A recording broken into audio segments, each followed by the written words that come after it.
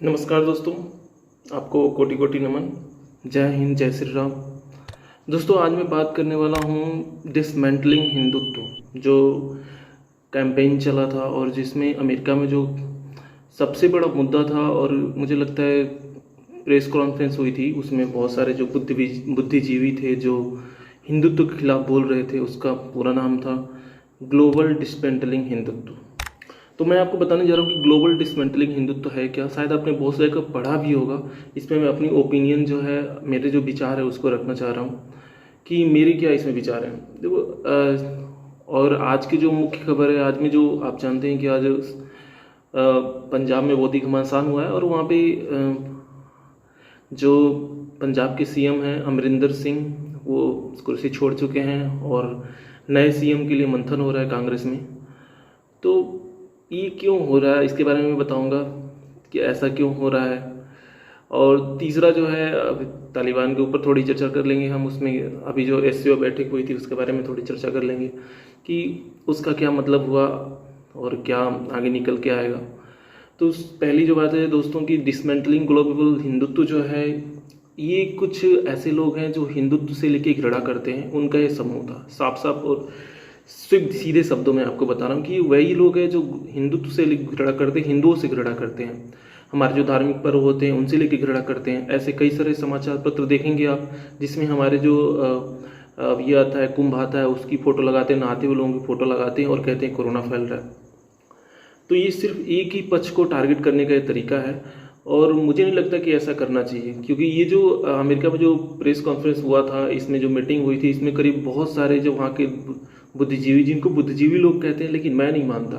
क्योंकि अगर उनको डिसमेंटलिंग ग्लोबल हिंदुत्व का नाम देना था तो इसकी जगह पे उनको देना चाहिए था डिसमेंटलिंग ग्लोबल इस्लाम। सिंपल शब्दों में बता रहा हूँ, कुछ लोगों को बुरा लगेगा, लेकिन मैं कहता हूँ कि आज जो हो रहा है तालिबान में, आज जो अफगानिस्तान में हो रहा है, उसके लिए यही नाम देना चाहिए था। देखिए, किसी का नाम मैं ये नहीं चाहता, मैं नहीं करता कि सारे लोग इस्लाम में ख़राब हैं, ऐसे नहीं है। मेरे भी कई सारे मित्र हैं, पहले जो थे, अब तो नहीं है, जो अच्छे थे, उनके विचार अच्छे थे, मैं भी उनको कहता कि हाँ उनके विचार अच्छे हैं। लेकिन जो हाल घटनाक्रम आज से और पहले से होता आ रहा है, हमारे देश में बहुत से हमले होते हैं। अभी आपने कुछ आतंकवादी पकड़े गए हैं, 9 आतंकवादी पकड़े हैं, उसमें वो सारे लोग कहाँ बम ब्लास्ट करने वाले थे? तो हमारे हिंदू मंदिरों पे, हिंदू त्योहारों पे ही बम ब्लास्ट करने वाले थे। तो आखिर ऐसा क्यों होता है कि हमेशा टारगेट हम ही होते हैं और फिर आरोप भी हमारे ऊपर लगाया जाता है? जैसे डिसमेंटलिंग ग्लोबल हिंदुत्व है, तो इसमें टारगेट तो हम ही हैं, उनका भी टारगेट हम ही है, लेकिन आरोप भी हमारे ऊपर है कि हम ही गलत हैं। मतलब सब कुछ हमारे ही इर्द गिर्द होता है, लेकिन गलती भी हमारी ही है। ये तो ऐसे ही हुआ कि भाई हमने कुछ किया भी नहीं और कोई आके थप्पड़ भी मार रहा है और बोल रहा है गलती भी कर रहे हो। ये तो बड़ा ही गजब चीज़ है। लेकिन मैं बस इतना ही कहना चाहूँगा इसमें, देखिए कि डिसमेंटलिंग ग्लोबल हिंदुत्व ये जो कार्यक्रम हुआ है, ये बहुत ही घटिया कार्यक्रम है। हाँ, मैं सीधे सीधे बोल रहा हूँ, बहुत ही घटिया कार्यक्रम है। क्योंकि हिंदू ना तो कभी आतंकवादी बना है, और नहीं हिंदू कभी किसी का दूसरे का हक छीनता, नहीं हिंदू किसी दूसरे देश का जाके ज़मीन छीनता है, नहीं हिंदू कभी किसी के खिलाफ कुछ बोलने जाता है। आप तो मार भी दीजिए, रेप हो जाते हैं लड़कियों के, लेकिन वो लोग उठ के मार नहीं पाते दूसरे पक्ष के लोगों को। धर्मांतरण का मुद्दा हमेशा छाया रहता है हमारे देश में, लेकिन हिंदू तो किसी का धर्मांतरण करने ज़्यादा नहीं है। बशर्ते हिंदू का इसलिए अब बहिष्कार किया जा रहा है क्योंकि हिंदू अब अपने बारे में जान रहा है, अपने बारे में समझ रहा है कि मेरा भला क्या है, मेरा बुरा क्या है। हिंदू अब पूरी तरह से जाग रहा है, इसलिए क्योंकि अब हम त्योहारों पर ध्यान देने लगे हैं, गीता पढ़ने लगे हैं, रामायण पे बहुत लोग ध्यान देते हैं, उसकी भी चर्चा करते हैं।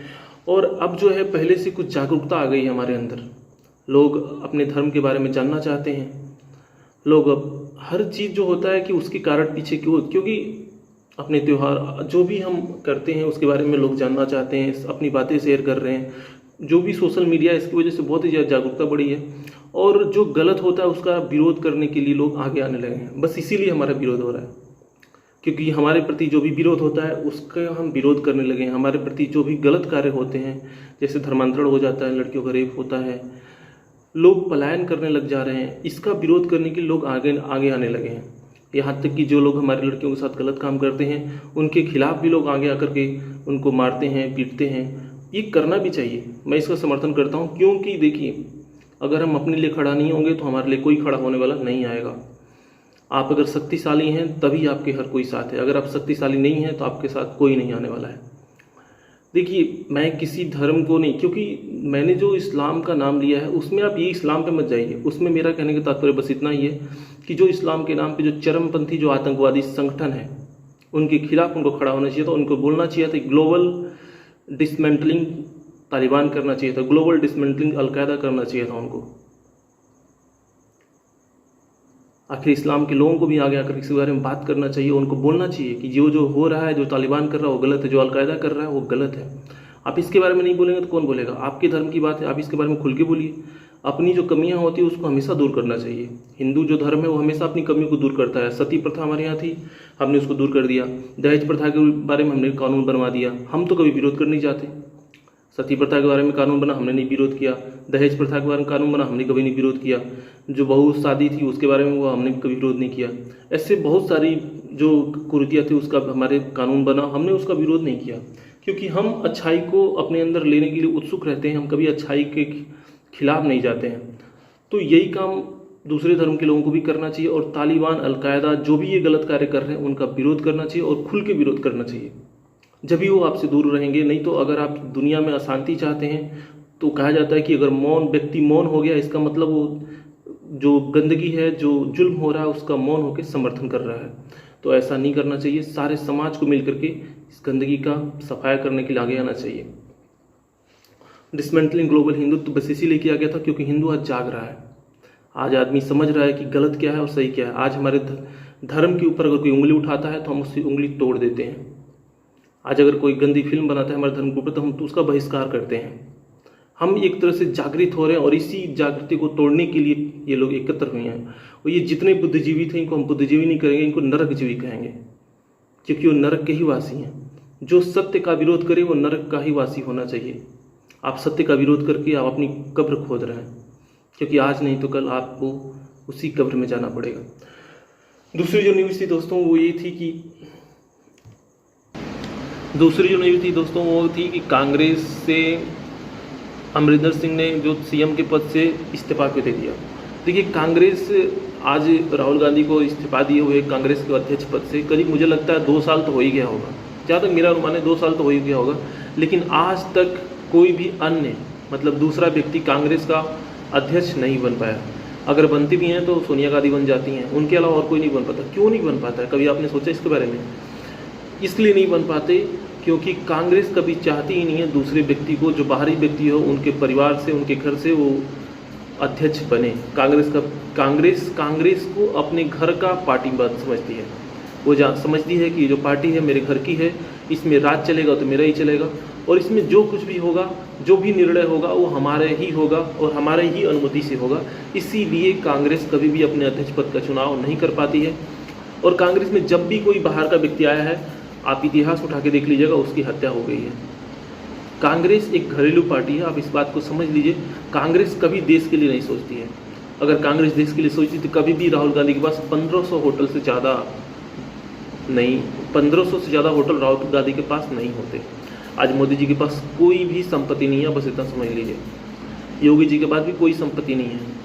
तो एक नेता को ऐसे उदाहरण के रूप में ये लोग प्रस्तुत कर रहे हैं। नेता ऐसा होना चाहिए जो खुद के बारे में ना सोचे बल्कि जनता के बारे में सोचे, क्योंकि नेता को हमने बनाया जनता के लिए। तो राहुल गांधी एक अयोग्य व्यक्ति हैं और उनको अभी तक वो हिंदी पूरी तरह अच्छी तरह नहीं सीख पाए। हिंदी के लिए उन्होंने कोचिंग 2 साल पहले उन्होंने कोचिंग लिया था हिंदी सीखने के लिए। तो राहुल गांधी किसी पद के लायक नहीं है। आप देखिए अमेठी में वो हार गए। क्यों हार गए अमेठी में? क्योंकि वहाँ पे वो कुछ काम ही नहीं किए थे, हारेंगे ही। वैसे ही राहुल गांधी सिर्फ और सिर्फ धर्म देख के वो राजनीति करते हैं, धर्म की राजनीति करते हैं और कुछ भी नहीं। आप राहुल गांधी के बारे में सोच लीजिए कि जो पाकिस्तान से होके आता है वो उनकी पहली पसंद होता है। पता नहीं क्यों इनका क्या रिश्ता पाकिस्तान से, मुझे तो समझ में नहीं आता। दादा परदादा पता नहीं क्या थे उनके दादा परदादा, वो भी मुसलमान थे या फिर क्या थे, कुछ समझ में नहीं आता मुझे तो देखिए ऐसी जो कृत्य होते हैं मैं इसका पूरी तरह से निंदा करता हूँ। आप समझिए कि कांग्रेस एक ऐसी कायर पार्टी है जो कभी भी दूसरे जो बाहरी व्यक्ति होते हैं उनको अपने यहाँ नहीं रख सकती। और अमरिंदर सिंह का ले लीजिए, अमरिंदर सिंह इसलिए इस्तीफा दे दिए क्योंकि कांग्रेस जो सिद्धू हैं, सिद्धू जो है राहुल गांधी का पिद्दू है। राहुल गांधी जो बोलते हैं वही करते हैं सिद्धू। तो जो अमरिंदर सिंह है वो फौज से रिटायर है, वो बंदा सुनने वाला नहीं है। तो कांग्रेस में जब आप उनके हिसाब से नहीं चलेंगे, जो उनके, क्योंकि ये घरेलू पार्टी है कांग्रेस, तो घरेलू पार्टी में भाई जो घर का जो व्यक्ति कहेगा वही आपको करना पड़ेगा। तो अगर राहुल गांधी जो कह रहे हैं अगर आप वो नहीं कर रहे हैं, इसका मतलब कि आपको बाहर जाना ही पड़ेगा, आपको पार्टी से आउट होना ही पड़ेगा। और वही हुआ है। ऐसे बहुत सारे फैसले भी जो अमरिंदर सिंह को लेना पड़ा था, वो भी दबाव में। जैसे सीए का फैसला अमरिंदर सिंह ने लिया था, तो अपने जो सांसद है वहाँ पे लोकसभा में उन्होंने कानून पारित किया था सीए के खिलाफ। तो ये सब राहुल गांधी के दबाव के कारण ही करना पड़ा था। लेकिन मैं नहीं मानता कि उनके मन के मुताबिक ये कार्य हुआ होगा, क्योंकि वो फौज से व्यक्ति हैं और वो जानते हैं कि जो अल्पसंख्यक हैं उनके साथ गलत कृत्य होते हैं पाकिस्तान और अफगानिस्तान में। आप उदाहरण भी देख ही चुके हैं। इसलिए अमरिंदर सिंह को घुटन हो रहा था उस पार्टी में, क्योंकि भाई जब आप स्वतंत्र नहीं हैं कार्य करने के लिए तो आपको घुटन होगा ही। आप किसी भी संगठन में हो, अगर आप स्वतंत्र नहीं हैं अपने कार्य करने के लिए, आपको घुटन होने लगेगा। तो यही अमरिंदर सिंह ने इसीलिए इस्तीफा दिया। और आप जानते हैं कि बहुत साल 2 साल से जब से सिद्धू आए हैं कांग्रेस में, तब से ये सीएम पद के लिए सिद्धू हमेशा परेशान कर रहे थे, हमेशा बयानबाजी करते थे। अमरिंदर सिंह से हमेशा उनका झगड़ा चलता रहता था, इसीलिए उन्होंने अपनी पार्टी से भी निकाल दिया था। जो उनकी अपनी खुद की पार्टी है उससे भी सिद्धू को निकाल दिया था। और सिद्धू का कैरेक्टर तो आप जानते ही हैं कि वो चमचा व्यक्ति हैं, एक तरह से पूरी तरह से चमचा है, उनके बारे में तो बोलना भी सही नहीं है। तो ये सारे जो चीज़ें हो रही हैं, आप एक बात समझिए कि ये जो कांग्रेस है ये घर की पार्टी है। ये करीब कांग्रेस से जो राहुल गांधी वो 400 करोड़ रुपए का टैक्स जमा करते हैं साल भर में। 400 करोड़ रुपए का टैक्स जमा करते हैं साल भर में। आप पढ़ लीजिएगा, गोल कर लीजिएगा आप। तो ऐसे लोग आप सोचते हैं कि जनता का भला करेंगे? कभी नहीं करेंगे। अगर जनता का भला करने वाले होते तो अमेठी से कभी नहीं हारते। आज योगी जी गोरखपुर से 4 बार से सांसद रहे हैं, उनकी सरकार नहीं थी तब भी वो आगे थे। क्यों? क्योंकि वो काम करते हैं।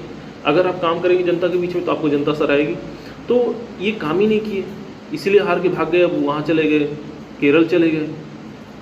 तो ऐसे लोगों को आप सराहिए मत, ऐसे लोगों को पीछे पड़ना, आप इनके बारे में जय जयकारा करना ये आपकी मूर्खता है और कुछ भी नहीं है।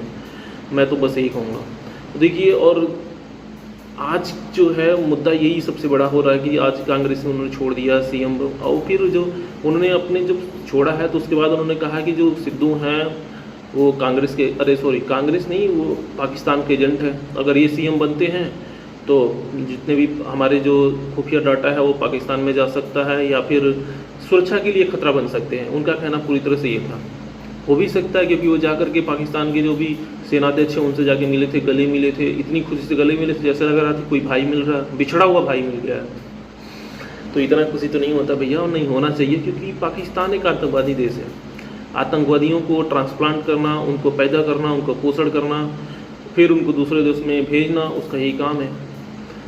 वो खुद तो चैन से बैठता नहीं है, दूसरे को चैन से बैठने देता है। तो ये जो कृत्य ऐसे लोगों से तो हमें दूर रहना चाहिए। क्योंकि देखिए आप हम इंसान हैं, हम शेर के साथ दोस्ती नहीं कर सकते, हम सांप के साथ दोस्ती नहीं कर सकते। क्योंकि अगर शेर को अगर भूख लगा तो आपको खा ही जाएगा, सांप को भी अगर गुस्सा आया तो काट ही लेगा, आप चाहे कितना भी दूध पिलाइए उसे। उसी तरह से पाकिस्तान है, पाकिस्तान के साथ आप ज़्यादा समय तक दोस्ती नहीं कर सकते, क्योंकि वो उसके लायक नहीं है। वो आतंकवादी को ट्रांसप्लांट करता है, आतंकवादी को पालता है, पोसता है। तो आप जब आतंकवादी आपके यहाँ आएंगे तो बम ही फोड़ेंगे, तो फिर कितने समय तक आप बचे रहेंगे उनसे? कितने समय तक आप बचे रहेंगे? ज़्यादा समय तक आप नहीं बचे रहेंगे। तो इसलिए ये जो कृत्य है ये देखिए सही नहीं है। मैं तो घोर निंदा करता हूँ इन सब चीज़ों का। और सबसे बड़ी बात है कि अमरिंदर सिंह वहाँ से वापस आ चुके हैं, और हो सकता है कि वो भाजपा ज्वाइन भी करें। और भाजपा, मैंने देखा है कि सारे भाजपा के जितने भी नेता हैं दिल्ली में, चाहे अलग अलग, सब ने ट्वीट करके उनको बधाई दी है जैसे कि वो बीजेपी ज्वाइन कर रहे हैं। तो बीजेपी को अपने अंदर झांकना चाहिए, क्योंकि उसके अंदर कुछ कमियां हैं जो उजागर हो रही हैं। क्योंकि बीजेपी जो भी राष्ट्रवादी हैं उनका साथ नहीं देती है। बंगाल में उन्होंने छोड़ दिया था अकेले, कि बंगाल में सारे लोग अकेले थे। ऐसे ही बीजेपी ने कई जगह ऐसा हुआ है जहाँ पर उन्होंने साथ नहीं दिया है। तो ऐसे नहीं चलेगा। आपको अपने जो लोग हैं उनका साथ देना पड़ेगा, उनके साथ खड़ा होना पड़ेगा। क्योंकि हम अगर आपके साथ हैं तो इसका मतलब है कि हम भाई पूरी लगन से आपके साथ हैं, क्योंकि हम देश का भला चाहते हैं और हम जानते हैं कि बीजेपी देश के भले के बारे में सोचती है, तो इसलिए हम आपके साथ हैं। तो आज के लिए बस दोस्तों इतना ही। आप इस चैनल को लाइक कीजिए, सब्सक्राइब कीजिए और इसे शेयर कीजिए, ताकि ज़्यादा से ज़्यादा लोगों के ऊपर हमारी बात पहुँचे। और जो अच्छी चीज़ें हैं उसका प्रसार होना भी चाहिए। देखिए मैं ये जो कर रहा हूँ ये पैसे के लिए नहीं कर रहा हूँ। अगर कोई ये सोचता हो कि मैं व्यूज़ लेकर के पैसे कमाना, ऐसी कोई बात नहीं है।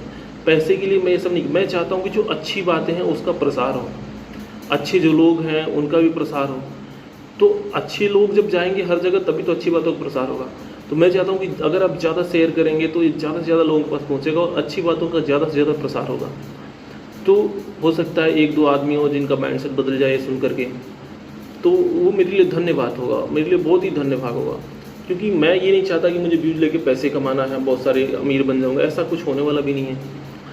तो आप इसको शेयर कीजिए, लाइक कीजिए और देखिए अच्छी चीज़ों का प्रसार हमारे से हमेशा करना चाहिए। आज के लिए बस इतना ही। जय श्री राम, जय हिंद।